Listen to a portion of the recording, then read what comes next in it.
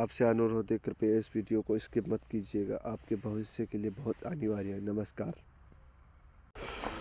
झूठ बोलना, उतावलापन दिखाना, छल कपट, मूर्खता, अत्यधिक लालच करना, असिद्ध और दयावंता, ये सभी प्रकार के दोष स्त्रियों में स्वाभाविक रूप से मिलते हैं।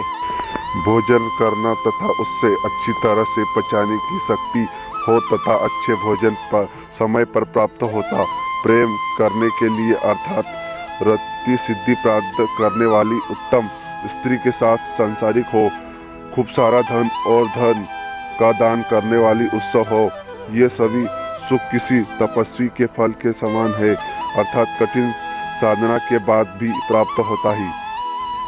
जिसका पुत्र आज्ञाकारी हो, स्त्री उसके अनुसार चलने वाली हो अर्थात पवित्र हो, जो अपने पास धन से संतुष्ट रहती हो, उसका स्वर्ग यहीं पर है।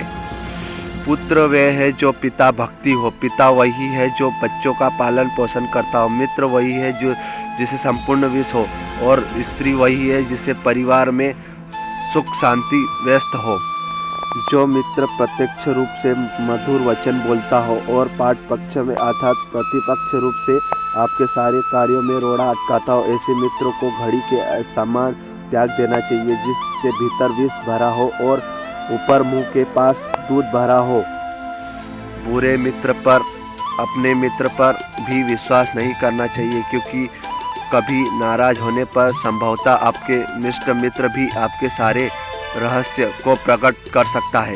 मन से विचारा गया कार्य कभी किसी से नहीं कहना चाहिए, अपितु उस मंत्र की तरह रक्षित करके अपने सोचे हुए कार्य को करते रहना चाहिए। निश्चित रूप से मूर्खता दुखदया है और यौवन भी दुख देने वाला है, परंतु कष्ट से भी बड़ा कष्ट दूसरे के घर पर रहना है। हर एक पर्वत पर मणि नहीं होती और हर एक हाथों में मोती मणि नहीं होती, सीधे लोग सभी जगह नहीं मिलते और हर एक वन में चंदन की वृक्ष नहीं मिलते।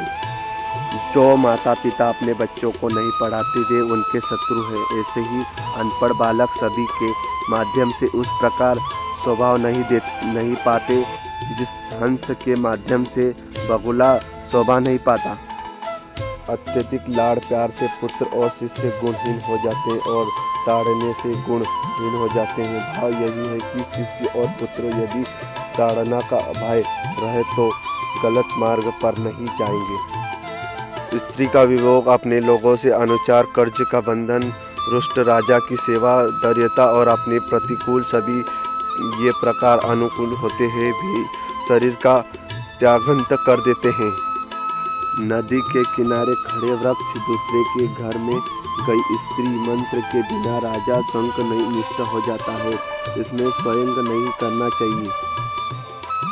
ब्राह्मणों का बल विद्या है, राजाओं का बल उनकी सेना है, वेश्याओं का बल उनका धन है और सिद्धांतों का बल छोटा बनकर रहना है, अर्थात सेवा कर्म करना चाहिए।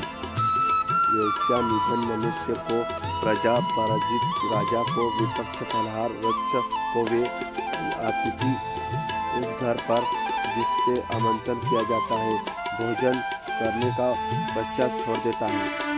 ब्राह्मण दक्षिणा ग्रहण करके यजमान को शिष्य विद्वान करके उपरांत अपने गुरु को और हरण चल हुए वन को त्याग देते हैं।